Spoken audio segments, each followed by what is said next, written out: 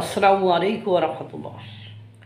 ভারত খেলের পরে খেল দেখাচ্ছে, পাকিস্তান হচ্ছে বেহাল, আর বিশ্ব সেটা প্রমাণও দিচ্ছে। বিশ্বের নামকরা রাষ্ট্রগুলো তাদের থেকে মুখ ফিরিয়ে নিচ্ছে। সন্ত্রাসবাদ, জঙ্গিবাদকে কেউ যে পছন্দ করে না সেটার প্রমাণও দিচ্ছে। আজকে যে নিউজটি আমি আপনাদেরকে জানাবো, আপনারা হতবাক এবং হতভম্ব হয়ে যাবেন যে পাশাপাশি দুইটা রাষ্ট্রকে, একটিকে কিভাবে একেবারে জাহান্নামে পাঠিয়ে দিল আর একটাকে কিভাবে স্বর্গে পাঠিয়ে দিল। পাকিস্তান আর ভারতেরই কম্প্যারিজম হবে সেখানে। এবার পাকিস্তানের নিজেদের দূতাবাস বন্ধ করে দিল Finland. Not only Pakistan, Myanmar, Afghanistan, এই তিনটি রাষ্ট্রে। পাশাপাশি ফিনল্যান্ডের পক্ষ থেকে ভারতকে সুপার পাওয়ার হিসেবে ঘোষণা করে দিয়েছে। এমনকি তারা ভারতের সাথে অ্যাগ্রেসিভলি ব্যবসা বাণিজ্য করতে চায় বলে ফ্রি ট্রেড এগ্রিমেন্ট করার কথাও কিন্তু জানিয়েছে।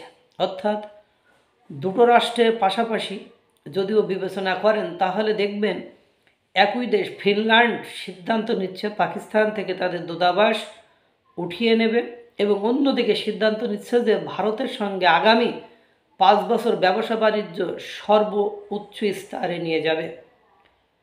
ফিনল্যান্ডের পক্ষ থেকে কি ঘোষণা করে দেওয়া হয়েছে?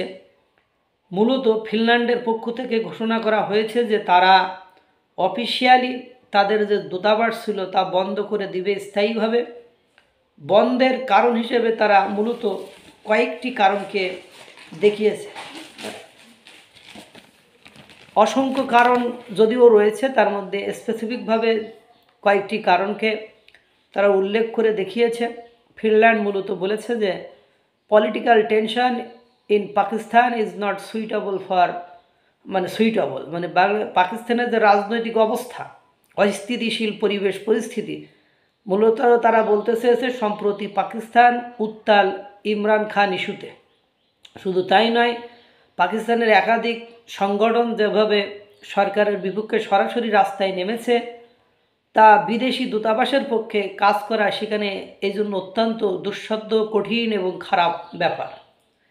পাকিস্তানের একদিকে বেলুচিস্তান লিবারেশন আর্মির আন্দোলন, অন্যদিকে তালেবানদের ক্রমাগত সেনাবাহিনীকে লক্ষ্য করে একাধিক অপারেশন, পাশাপাশি সিন্ধু প্রদেশে স্বাধীনতার দাবিতে একাধিক মিটিং মিছিল সহ পাকিস্তানের PLA সংগঠন সরাসরি ইসলামাবাদে মার্চ করছে। কারণ পাকিস্তান সরকার ইসলামের সঙ্গে বেইজ্জতি করে গাজা ইস্যুতে ইসরায়েল এবং আমেরিকার সঙ্গ দিয়েছে।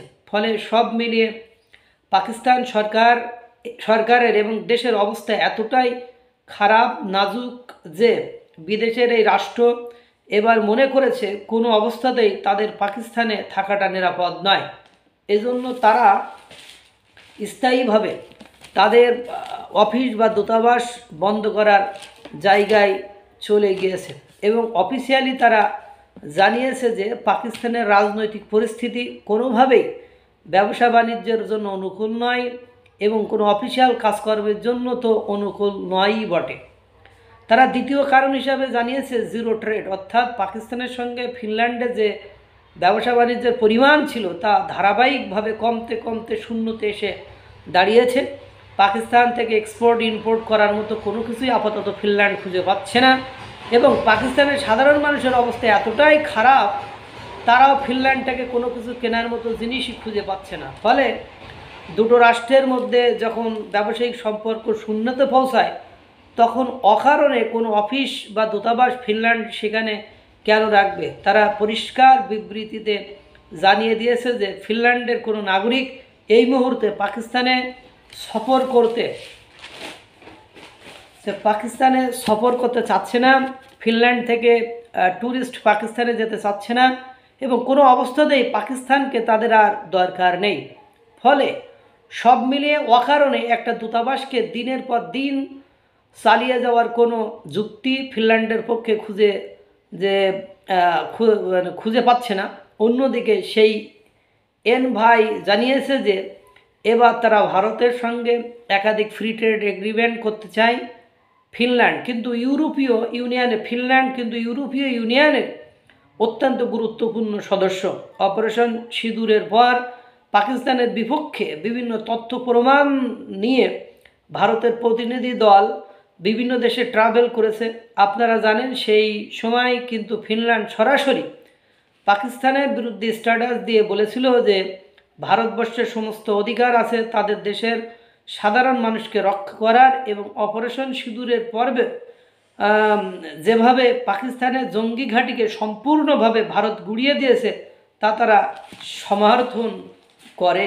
ফিনল্যান্ডের অপারেশন সিঁদুরের সময় থেকেই কার্যত বুঝে গিয়েছিল, ফিনল্যান্ড অপারেশন সিঁদুরের সময় থেকেই কার্যত বুঝে গিয়েছিল যে ভারতের অবস্থান আসলে টেররিস্টদের বিপক্ষে, সন্ত্রাসবাদের বিপক্ষে, জঙ্গিবাদের বিপক্ষে, এবং ভারত প্রগতির কথা ভাবে, উন্নয়নের কথা ভাবে, এবং এ কারণে তারা ভারতের সঙ্গে একাধিক অ্যাগ্রেসিভ ফ্রি ট্রেড এগ্রিমেন্ট করতে চলেছে। ইউরোপীয় ইউনিয়নের সঙ্গে ফিনল্যান্ডের এত ভালো সম্পর্ক যে তারা সরাসরি বলছে যে ইউরোপীয় ইউনিয়নের অবিলম্বে উচিত ভারতের সঙ্গে ফ্রি ট্রেড ডিল কমপ্লিট করা। এটা পরিষ্কার যে দুটো রাষ্ট্রকে নিয়ে ইউরোপের দেশগুলো সম্পূর্ণ বিপরীত মেরুতে অবস্থান করেছে।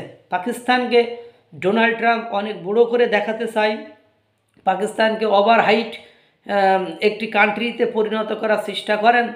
তখন দেখেন ইউরোপীয় ইউনিয়নের একাধিক রাষ্ট্র পাকিস্তানের আসল চেহারাটা চিনে ফেলে ভারতকে কিন্তু সুপার পাওয়ার হিসাবে ঘোষণা করেছেন এবং বলছেন যে ভারতের সঙ্গে অবিলম্বে একাধিক এগ্রিমেন্ট করা উচিত এবং ভারতের সঙ্গে ভবিষ্যতে ব্যবসা বাণিজ্যের সম্পর্ক অনেকটাই ভালো করা উচিত, এরকম একটা ঘোষণা দিয়েছে। বুঝতেই পারছেন তাহলে পাকিস্তান কোথায় যে অবস্থান করেছে আর এই দেশের সাথে যারা সম্পর্ক করছে তাদের বা জায়গাটা কোথায় হবে একটু বুঝলে ভালো, না বুঝলে আরও ভালো। অবুঝলে আর কি বোঝানো যায়, যে অবুঝ তারে বোঝানো যায়, কিন্তু যে বুঝেও না বোঝার ভান করে, যে তার গোড়ামিটাকে ধরে রাখতে চায়, তাকে বোঝানোর দায়িত্ব হয়তো বা আল্লাহ আমাকে দেয়নি বা আমাদেরকে দেয়নি। আল্লাহ তাআলা সকলকে ভালো রাখুক, সুস্থ রাখুক। আসসালামু আলাইকুম ওয়া রাহমাতুল্লাহ।